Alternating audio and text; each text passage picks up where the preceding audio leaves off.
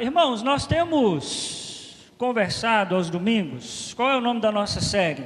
Básico. Nós já conversamos sobre o Evangelho. Nós já conversamos sobre mais o quê? Quem lembra? Qual é a nossa maior missão? Fazer discípulos, né? Nós conversamos um pouquinho sobre isso. E hoje nós vamos conversar sobre um assunto delicadíssimo. Olha lá. Dízimos e ofertas. Eu preciso fazer um combinado com você. Que você não saia até eu terminar o sermão. Podemos combinar? Porque se você pegar uma parte da minha fala, você pode dizer depois que eu disse o que eu não disse. E você precisa me ouvir no começo, no meio e no fim. Combinados? Os irmãos estão com medo? Acho que eu com medo não, viu? Vamos orar? Abaixa sua cabeça, feche seus olhos. Nós vamos mais uma vez falar com o nosso Deus. Senhor, nós estamos diante da Tua Palavra e nós reconhecemos que nós precisamos do Teu Espírito para nos ajudar nessa noite. Que a Tua Palavra, Senhor, encontre morada no nosso coração e na nossa mente. E que o Senhor nos ensine nessa noite tudo que nós precisamos aprender.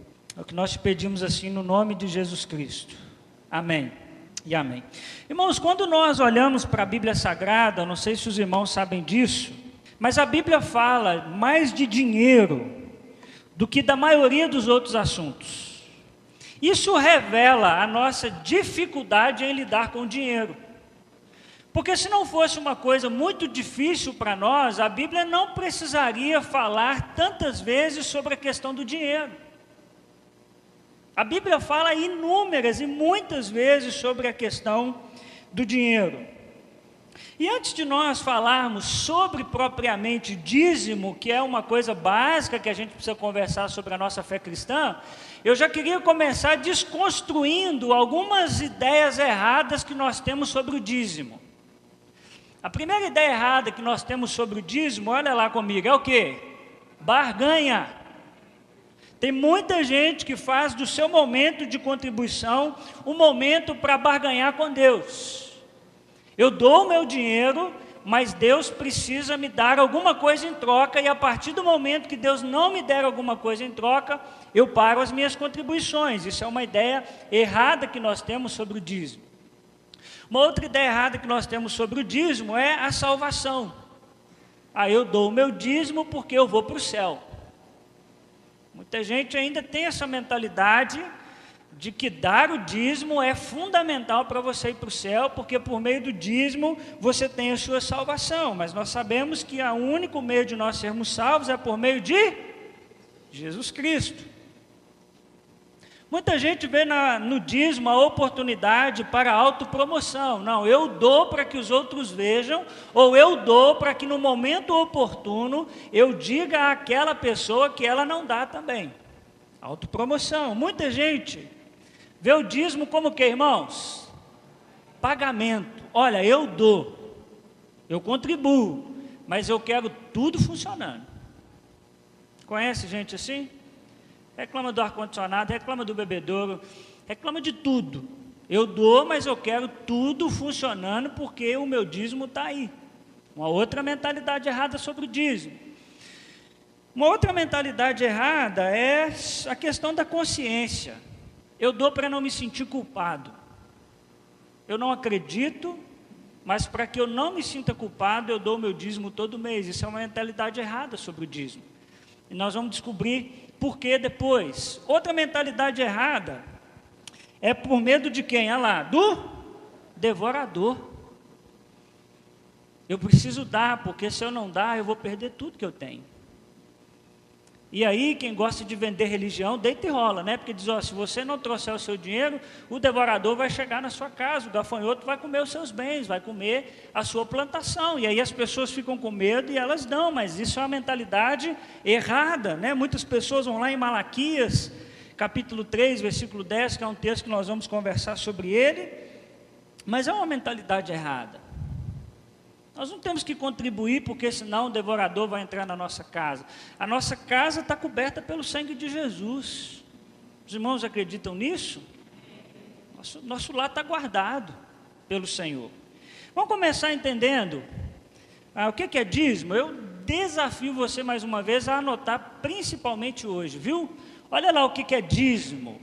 Dízimo, o significado de dízimo é a tradução para palavras hebraicas e gregas que significam o que, irmãos? A 10ª parte. Então, pastor, o que é que significa a palavra dízimo? Dízimo significa a 10ª parte. Tranquilo até aqui? Sim ou não? Sim? Vamos entender um pouquinho a questão da cultura do dízimo. Quando é que começou o dízimo? Muita gente acha que o dízimo começou com a lei de Moisés, mas eu queria começar a te mostrar que não tem a ver com a lei de Moisés somente. Se você quiser ler na sua casa, Gênesis capítulo 14, versículos 18 a 20, olha o que o texto vai dizer. Vem comigo. Então Melquisedeque, rei de Salém e sacerdote de quem? Então veja, tem ali o Melquisedeque, né, que é o rei de Salém e é sacerdote do Deus Altíssimo, trouxe pão e vinho e abençoou Abrão, dizendo: bendito seja Abrão pelo Deus Altíssimo, Criador dos céus e da terra, e bendito seja o Deus Altíssimo, que entregou os seus inimigos em suas mãos. E Abrão fez o que, irmãos? Lhe deu o dízimo de tudo. Mas veja, nós estamos falando de Gênesis. Em Gênesis nós não temos a lei de Moisés. E Abrão já fez o que? Deu o dízimo. Sabe o que isso significa? Que o dízimo já era uma prática de vários povos daquela época. E Abraão também deu dízimo. Então, quando você olha também o texto de Gênesis 28, 22, se você quiser ler na sua casa, Jacó também se dispôs a dar o dízimo a Deus, ainda em Gênesis. Então esse acontecimento era uma prática muito antiga, e o dízimo era uma questão cultural. Eu preciso que você entenda isso. Antes de ser, e nós vamos ver que ele foi normatizado na lei de Moisés, mas antes dele se tornar uma lei para o povo de Deus, ele já era uma questão cultural. As pessoas já tinham esse costume, os egípcios faziam isso, os babilônios, os chineses praticavam os dízimos, e eles separavam isso para o seu Deus. E Abraão também pegou lá o seu dízimo, entregou ao sacerdote e deu a ele ali o dízimo de tudo que possuía naquele momento. Então a gente pode perceber que o dízimo era uma questão cultural. Deu para entender isso? Irmãos, perceberam que antes da lei já tinha a prática do dízimo? Deu para perceber isso? Porque muita gente vai dizer assim, o dízimo é questão da lei. Não, o dízimo é antes da lei. Em Gênesis, nós já percebemos a prática do dízimo. E aí a gente precisa entender para que serve o dízimo, qual era o propósito do dízimo no Antigo Testamento. E aí nós vamos para Deuteronômio 26, 10 e 11. Vamos ver juntos? E agora trago os primeiros frutos do solo que tu, ó Senhor, me deste. Ponham a cesta perante o Senhor, o seu Deus, e curvem-se perante ele. Vocês e os levitas e os estrangeiros que estiverem no meio de vocês se alegrarão com todas as coisas boas que o Senhor, o seu Deus, dá a vocês e às suas famílias. Aqui nós temos a descrição para que serviu o dízimo no Antigo Testamento. Se você está anotando, anote. Primeiro, o dízimo servia para quê? Vamos juntos. Reconhecer a Deus. Olha lá o versículo 10. E agora trago os primeiros frutos do solo que o que, irmãos? Tu, ó Senhor, me destes. Interessante. Quando aqui está falando sobre o dízimo, diz, olha, o dízimo serve para reconhecimento de que foi Deus que deu alguma coisa para vocês que são israelitas. Vocês precisam criar essa consciência de que Deus é o provedor de todas as coisas. E eles tinham essa consciência, por exemplo, no Salmo 24, na ideia de que Deus era o dono de todas as coisas. E aí o negócio ficou muito sério, porque a partir do momento que eles tiveram a compreensão de que era Deus que dava alguma coisa para eles, quando os israelitas não davam o seu dízimo, eles eram acusados inclusive de ladrões. Isso está lá em Malaquias, capítulo 3, versículo 10, onde tem aquele diálogo, e aí eles dizem, Deus diz, olha, vocês estão me roubando e tal, mas vocês perguntam onde nós estamos te roubando, e aí Deus diz, vocês me roubam aonde? Nos dízimos e nas ofertas. Por quê? Porque quando alguém não entregava o dízimo, ele deixou de reconhecer que tudo que ele tinha vinha de quem? De Deus. Então olha lá, o dízimo servia para esse reconhecimento. Mas o dízimo servia para uma outra coisa, vamos ler juntos? Para sustentar o culto. Olha lá o versículo 11. Vocês e quem, irmãos? E os levitas e os estrangeiros que estiverem no meio de vocês se alegrarão com todas as coisas boas que o Senhor, o seu Deus, dá a vocês e as suas famílias. Ali cita o nome de quem? Dos levitas. Os levitas eram os descendentes de Levi, que quando o povo saiu do Egito e chegou na terra prometida, a terra de Canaã, eles não receberam terra.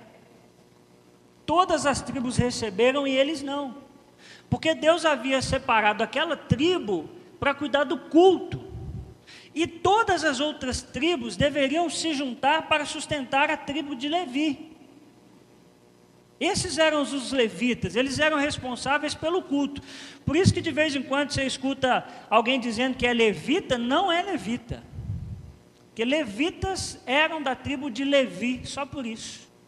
E mais do que estar envolvidos na adoração do templo, os levitas cuidavam de todo o templo. Eles varriam o chão, eles lavavam o banheiro, eles limpavam os lugares onde eles iam usar.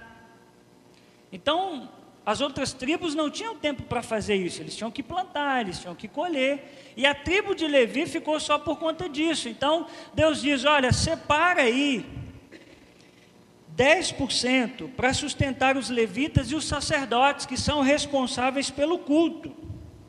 E é interessante que as tribos separavam para os levitas, e os levitas tinham que tirar o dízimo do dízimo para os sacerdotes, que também eram responsáveis pelo culto em Israel.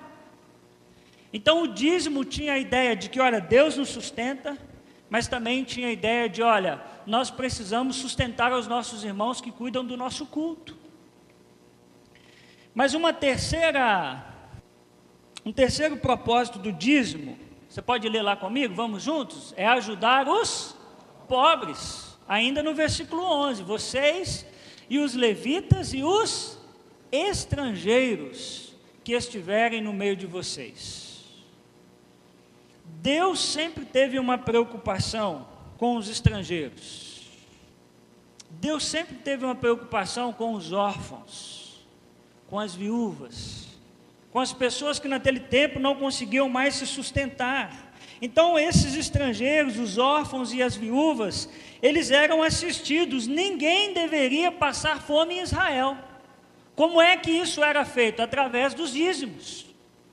Então aquele dízimo também era usado, olha lá, para cuidar de quem? Dos estrangeiros. E olha que interessante, eles levavam o dízimo e eles faziam o que, irmãos? Se alegravam com todas as coisas boas que o Senhor, o seu Deus, dá a vocês e as suas famílias. A ideia aqui é que aquele povo fazia uma festa. Eu acho que foi aqui que nasceu esse negócio de café, a gente fazer café na igreja, cada um traz uma coisa, e aí todo mundo come à vontade. Começou aqui, o dízimo era isso, você pegava lá 10% de tudo que você produziu, e nesse momento aqui eles faziam uma grande festa com tudo que Deus havia feito, eles celebravam. E aí tinha 2 dízimos no Antigo Testamento. Primeiro tinha um dízimo, que era o que, irmãos? Anual. Se você quiser ler na sua casa, os textos bíblicos estão aí. Por que era anual? Por causa da colheita. A colheita era anual, e as pessoas então deveriam, todas as vezes que fizeram a colheita, eles deveriam separar 10% do que produziram, e deveriam levar até o templo para aquelas 3 necessidades que eu acabei de explicar aos irmãos. Entregava aos levitas, e ali eles faziam uma grande festa para toda a família presente, mas tinha um outro dízimo também, que você pode ler na sua casa, que é Deuteronômio 26, 12, que era dado de quanto em quanto tempo? A cada 3 anos. Então você tinha o dízimo anual, mas de 3 em 3 anos você tinha também um outro dízimo que está lá em Deuteronômio capítulo 26, 12. E aí, aqui acontece uma coisa muito interessante. Nesse dízimo anual, a pessoa pegava toda a colheita que ela fez lá na terra dela, e ela levava até o templo de Israel. Então vamos supor que nós morássemos aqui em Belo Horizonte, e o templo ficasse lá em Betim. Pensa comigo, eu peguei toda a minha colheita do ano, dá muita coisa, não dá? Pensa aí. Naquele tempo, com aquele meio de transporte, aí eu coloco lá na minha carroça, coloco lá no meu animal, até eu chegar em Betim, chega alguma coisa lá? Muito difícil, se perde, cai pela estrada. Então esse dízimo anual, ele podia ser vendido, e a prata que era conseguida com essa venda, era levada até o templo. Então, quando você escuta alguém dizendo contra o dízimo, diz assim: dízimo nunca foi dinheiro na Bíblia. Mais ou menos. Porque o dízimo anual podia sim ser dinheiro que era prata. Para que você não perdesse a sua plantação até chegar lá no templo, você poderia vender aquilo ganharia um valor monetário, você pegaria aquilo e levaria até o templo. O dízimo de 3 em 3 anos, ele ficava nas cidades. Então vamos supor, nós moramos em BH, o templo é em Betim. Esse de 3 em 3 anos ficaria aqui com a gente, nós entregaríamos os levitas e sacerdotes da nossa cidade. Deu para entender a diferença dos dois? Então um tinha valor monetário, podia ser levado prata, mas esse aqui deveria ficar em cada uma das cidades. Então esse ia para o templo o anual, e a cada 3 anos ele ficava nas cidades que cada um morava. Vale a pena dizer que o dízimo quase nunca era dinheiro, ou a prata, era sempre a ideia de colheita e as crias, né? Mas a primeira coisa que eu queria desconstruir com os irmãos é a lógica de que dízimo é só 10%. Porque nem no Antigo Testamento o dízimo é só 10%. Veja que aqui eles precisavam dar um dízimo anual, mas eles tinham que dar um dízimo de quanto em quanto tempo? De 3 em 3 anos eles tinham que dar outro, não tinham? Tem mais de 10% aqui? O que os irmãos acham? Tem, não tem? Vocês sabiam, por exemplo, que a cada 7 anos em Israel era dado o cancelamento de uma dívida? Já leu isso na Bíblia? Deus ordenou ao povo que a cada 7 anos, quem estava devendo um ao outro deveria se perdoar. Isso é um tipo de contribuição, não é não? Para Deus? Sim ou não? Os irmãos precisam vir comigo para depois não dizer que eu não disse o que eu não disse, que eu disse o que eu não disse. Então, se a cada 7 anos eu precisava perdoar uma dívida de alguém do meu povo que me fez mal, eu estou fazendo uma contribuição a Deus, não estou?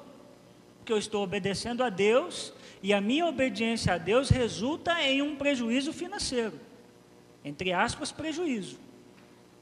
Então veja, uma outra coisa interessante, os donos de colheita tinham que fazer uma coisa: você plantou, aí chegou o tempo da colheita, aí você começou a fazer a colheita, o que caía no chão, você não podia pegar.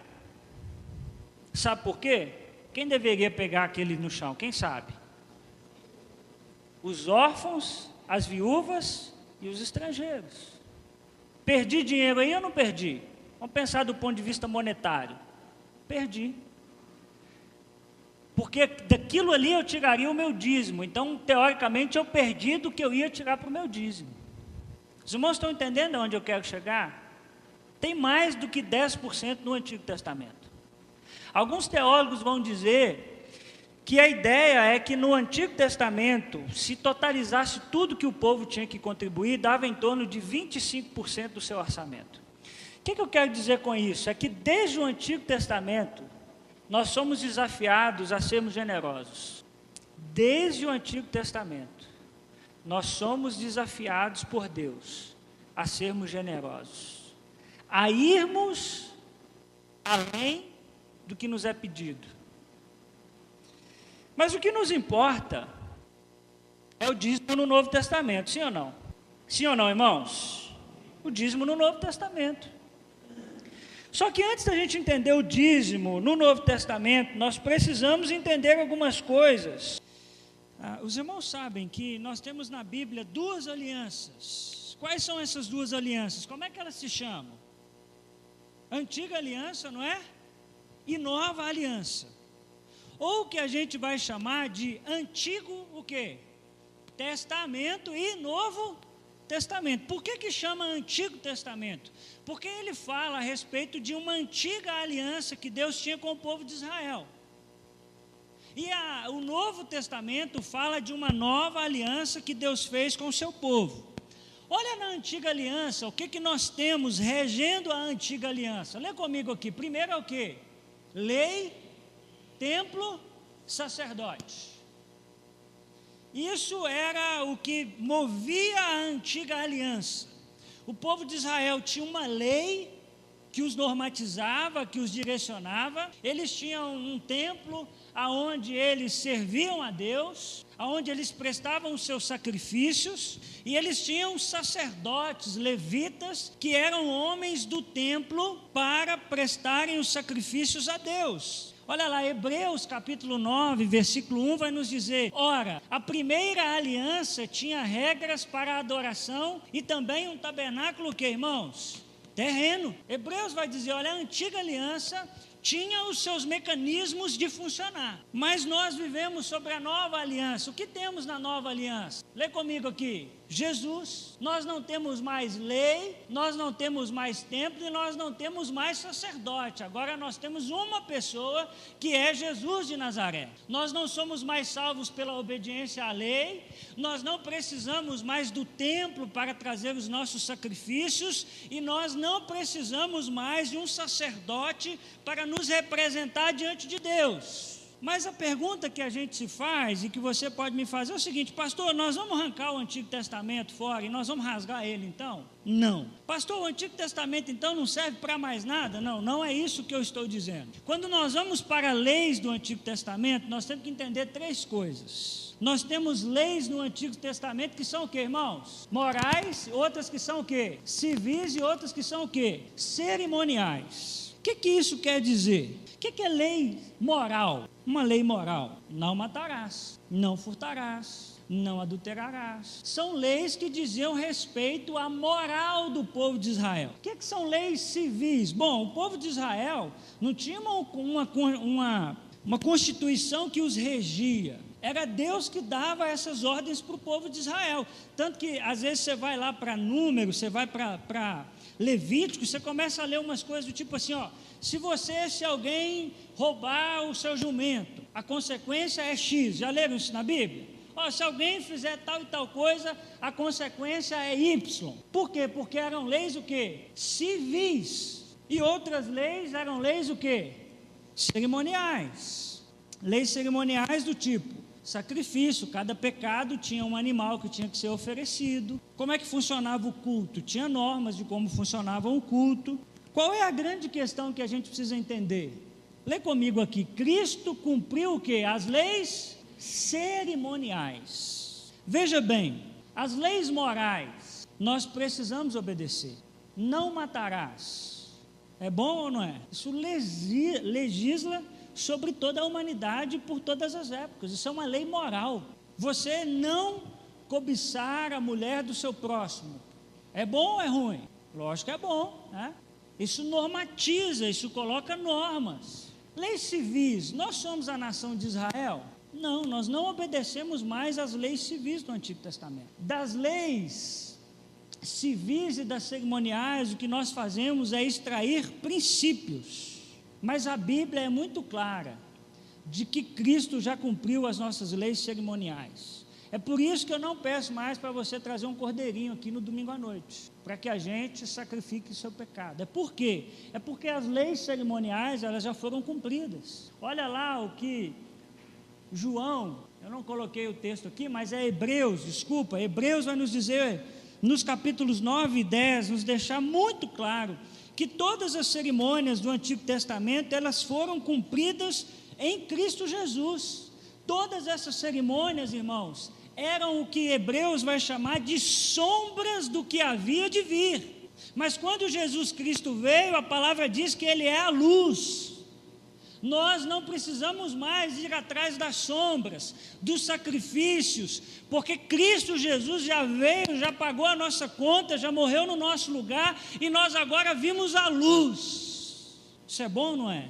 Isso é graça de Deus. Nós não estamos mais à espera de um Messias, nós não estamos mais à espera daquele que vai abolir os nossos pecados, acabar com os nossos pecados. Isso eram sombras do que havia de vir. A Bíblia o tempo todo vai nos apontar que Jesus cumpriu toda a lei. Paulo vai falar isso constantemente, se você quiser ler na sua casa, Gálatas capítulo 4, versículos 8 a 11, Colossenses 2, 8 a 23. Por que eu estou falando isso? É porque eu não posso deixar de te dizer como pastor, eu não posso te enganar. O dízimo no Antigo Testamento, ele era uma lei, o que, irmãos? Cerimonial. Por isso é que Deus dizia, se vocês não derem, a minha bênção não vai estar sobre vocês. Se vocês não derem, vocês estão me roubando. E eu não tenho nenhuma dúvida de que o dízimo fazia parte da cerimônia de Israel. O dízimo não era uma lei moral e o dízimo não era uma lei civil. Quando nós analisamos o Antigo Testamento, nós percebemos que o dízimo está totalmente amarrado ao sistema sacrificial do Antigo Testamento. E dessa forma, nós precisamos entender que o dízimo era uma questão de cerimônia. Alguns vão dizer assim, pastor, mas no Novo Testamento, em Mateus 23, 23, Jesus vai falar sobre o dízimo e ele vai dizer que para aqueles fariseus que eles davam o dízimo lá do cominho, do endro e tal, mas eles esqueciam da justiça, eles esqueciam do principal, e Jesus disse que eles tinham que fazer essas coisas sem esquecer aquelas. Mas nós não podemos nos esquecer que a nova aliança começa a partir do sacrifício de Jesus Cristo na cruz. Quando nós estamos em Mateus 23, nós ainda estamos sobre a lei do Antigo Testamento. E Jesus está dizendo, olha, vocês fazem isso, mas vocês esquecem as outras coisas. Dito isso, é importante a gente perceber que, atualmente, muitos cristãos estão prontos para negar a validade do dízimo para os nossos dias. E se você me perguntar assim, pastor, eu sou obrigado a dar o dízimo, eu vou te dizer não, porque você não vive mais sobre a lei do Antigo Testamento, você é livre pela graça de Cristo Jesus. Na cruz do Calvário, Jesus pagou todas as nossas leis cerimoniais.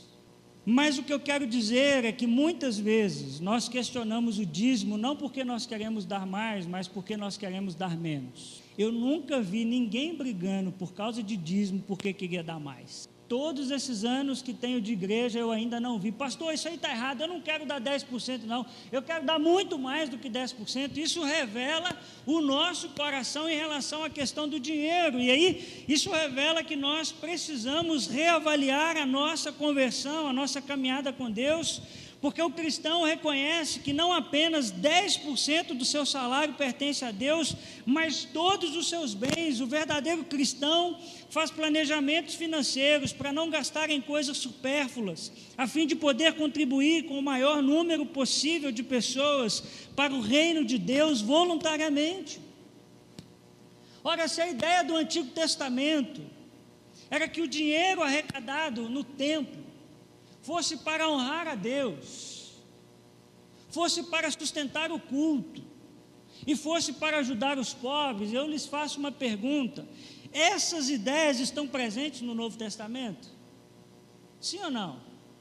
O Novo Testamento nos ensina, primeiro, a reconhecer a Deus com os nossos bens? Sim ou não, irmãos? Sim.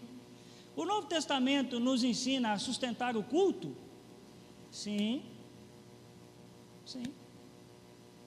O G uma vez fez uma ilustração aqui pregando, ele desligou as luzes, né? É isso mesmo, se a gente não tiver contribuição, não tem jeito de pagar a conta de luz, não tem fórmula mágica. E também a ideia de sustentar os pobres, os necessitados, nós temos que fazer isso no Novo Testamento? Sim ou não?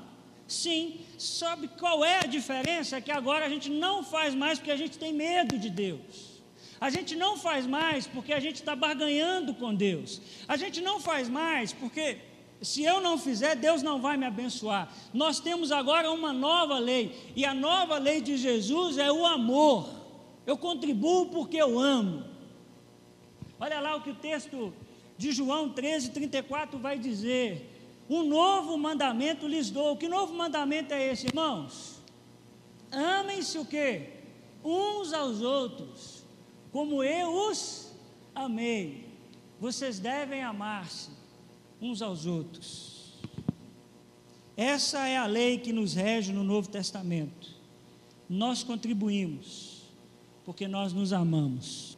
Não tem a ver com Deus me abençoar ou não me abençoar. Se Ele não me abençoar, eu vou dar do mesmo jeito, porque eu te amo, você me ama, e nós estamos juntos numa missão. Os cristãos no Novo Testamento sempre entenderam, e o Novo Testamento nos aconselha e nos convida a contribuir com o que, irmãos? Voluntariedade e o que? Generosidade. O Novo Testamento nos convida a contribuirmos com voluntariedade. Você não é obrigado. Você faz porque você quer. Você faz porque você ama os seus irmãos. Você faz porque você é grato a Deus. Você faz porque você quer ajudar os pobres. Você faz porque você entendeu que tem que sustentar o culto. Mas também é convidado a fazer de uma maneira o que, irmãos? Generosa. Nunca foi só 10%. A ideia de Deus é sempre que o povo de Deus tivesse um coração generoso. A lei de Cristo nos convida a amarmos a Deus e aos nossos irmãos. Nós ofertamos porque nos amamos, porque nós temos objetivos em comuns, e a lei do amor é o que nos rege. Pastor, eu sou obrigado a dar o dízimo? Não, mas isso não isenta você da sua responsabilidade de contribuir com a sua igreja. Olha o que Paulo vai dizer à igreja que está em 2 Coríntios, capítulo 8, versículo 7. Vamos ler juntos?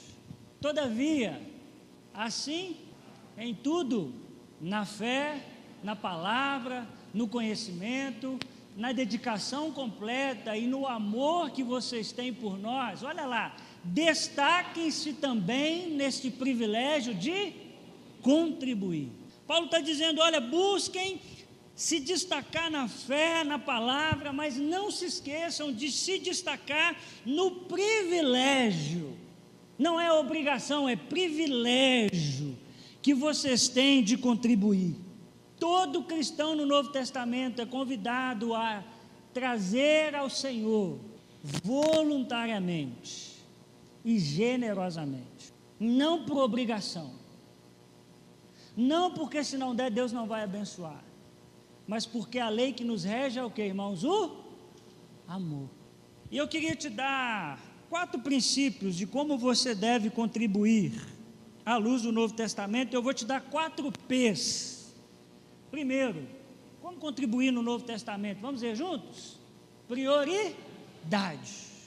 Olha lá o texto de 1 Coríntios 16:2. No primeiro dia da semana, cada um de vocês separe uma quantia de acordo com a sua renda, reservando-a para que não seja preciso fazer coletas quando eu chegar. Muito interessante o que Paulo vai dizer. Paulo vai nos dizer, no primeiro dia da semana, separe uma quantia. Paulo nos ensina sobre a prioridade das nossas contribuições. A generosidade, irmãos, não é algo natural a nós. Nós precisamos fazer dela uma prioridade. É a primeira coisa que nós fazemos, no primeiro dia da semana. Se nós deixarmos para o final do mês, não vai sobrar. Verdade ou mentira? Se você deixar para ser generoso no final do mês, não sobra nada. Paulo nos ensina que quando nós vamos contribuir ao Senhor, precisa ser a nossa prioridade. Aliás, nós vamos entregar o resto para Deus. Nós vamos entregar se sobrar.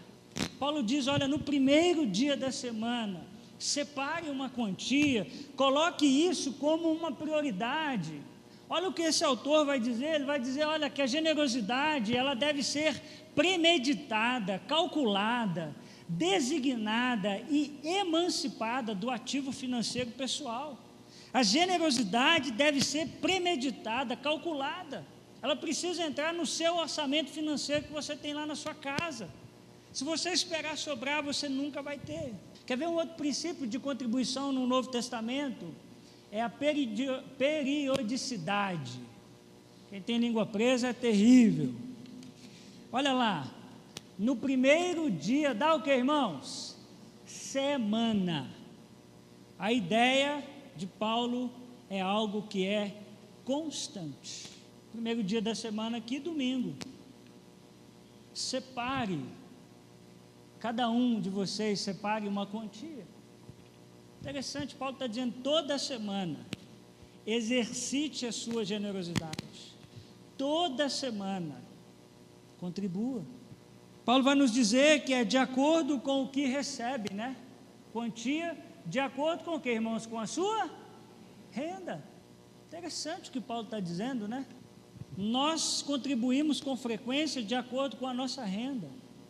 E aí eu quero mais uma vez desconstruir a nossa lógica dos 10%, e é só os 10%.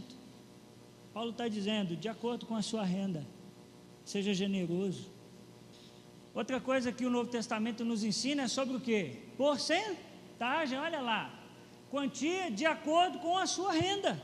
As contribuições tinham uma diferença entre elas de valor, de porcentagem. Pensa comigo, vamos falar de generosidade. Vem comigo aqui, nós temos uma senhora, uma situação hipotética. Ela ganha R$1.000 por mês, um salário mínimo. Quanto está o salário mínimo, Ju? 1.040, 1.050? 1.998, não chegou lá, nem chegou lá ainda, né? 998.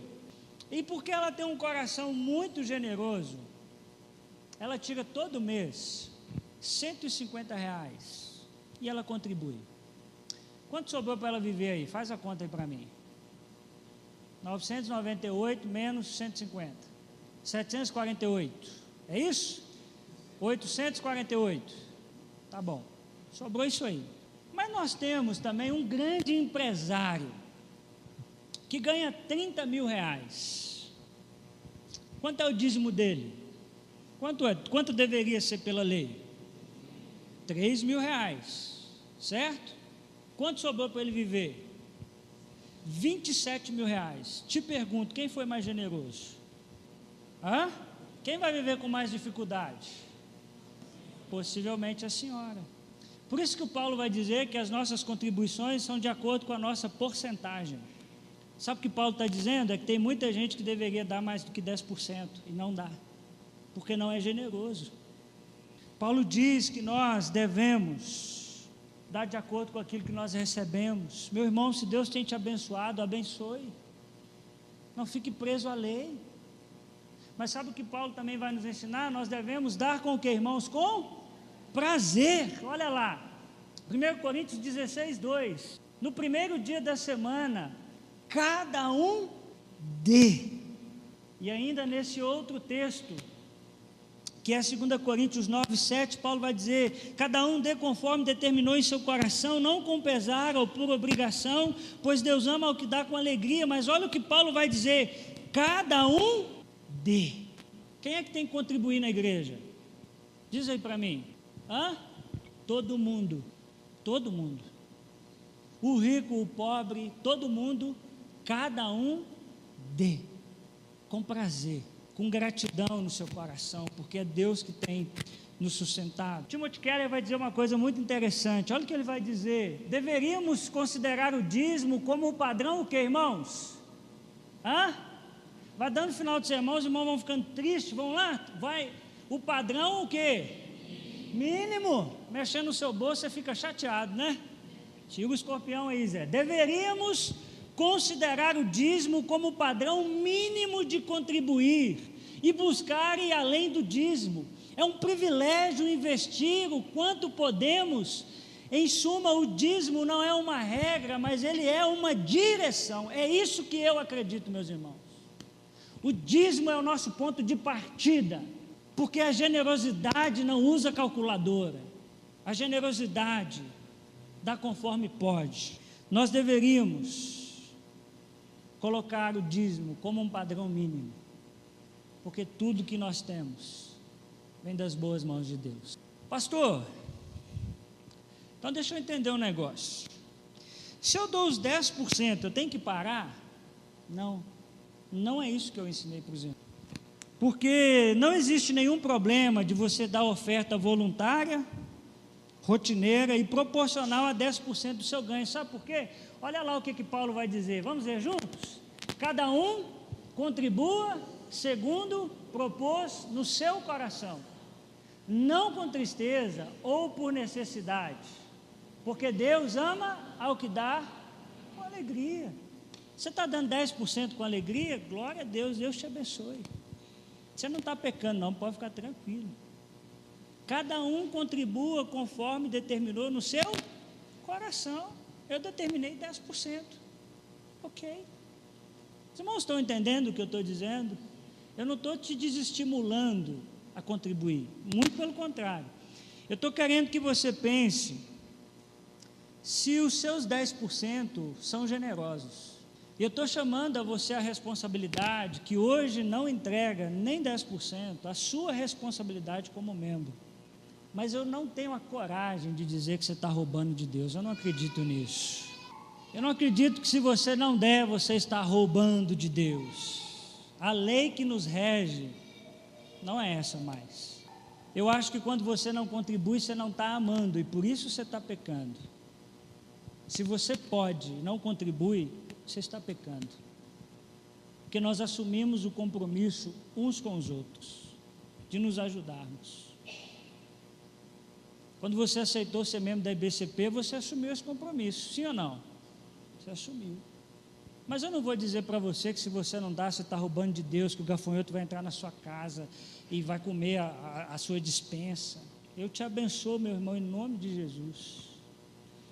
E oro para que você seja generoso, que você possa contribuir o máximo que você puder. Mas eu queria que a gente entendesse que generosidade é uma forma de nós dizermos que nós estamos juntos.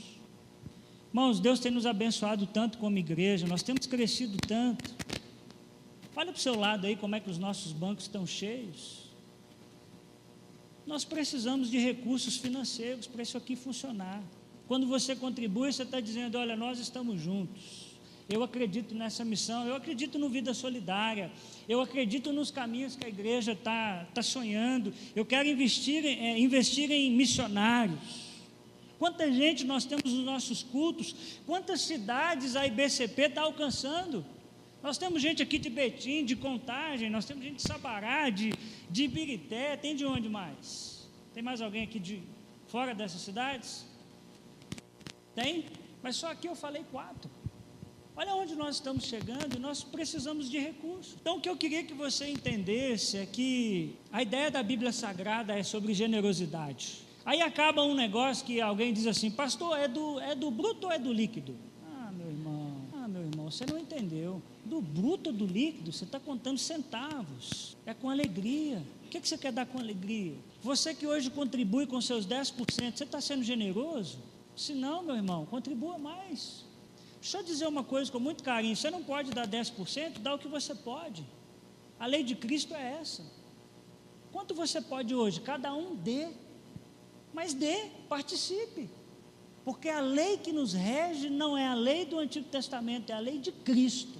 E eu disse para minha esposa essa semana que eu estava muito relutante em pregar essa mensagem. Porque pecador como sou, você sabe o que passou no meu coração? Você sabe, não sabe? As entradas da igreja vão diminuir, porque o pessoal vai parar de dar dízimo. Olha como é que esse pastor é pecador, irmãos. Mas eu acredito no Evangelho, e Deus não vai deixar faltar. A lei do Evangelho é a generosidade e a voluntariedade. Que Deus faça de você e faça de mim, homens e mulheres generosos. E quando você não puder, você não está roubando de Deus, tá bom? Deus não contabiliza dinheiro, Deus contabiliza corações. Deus nos abençoe. em nome de Jesus, se faça de nós homens e mulheres generosos, que estão pouco preocupados se é 10% do líquido ou do bruto, mas que entendem que tudo que tem vem de Deus, e a lógica do Evangelho é a voluntariedade e a generosidade. E Deus há de sempre nos sustentar como igreja. Você crê nisso? Aqui nós não vamos vender o Evangelho, nós não vamos vender uma religião. Nós queremos pregar sobre Cristo. E a lei de Cristo é o amor, a lei de Cristo é a generosidade e a voluntariedade. Nós vamos terminar cantando nessa noite o seguinte: Senhor, eu te entrego tudo a Ti. Que seja uma verdade na sua vida e que seja uma verdade na minha vida. Em nome de Jesus, amém. Fique de pé no seu lugar e nós vamos cantar ao Senhor.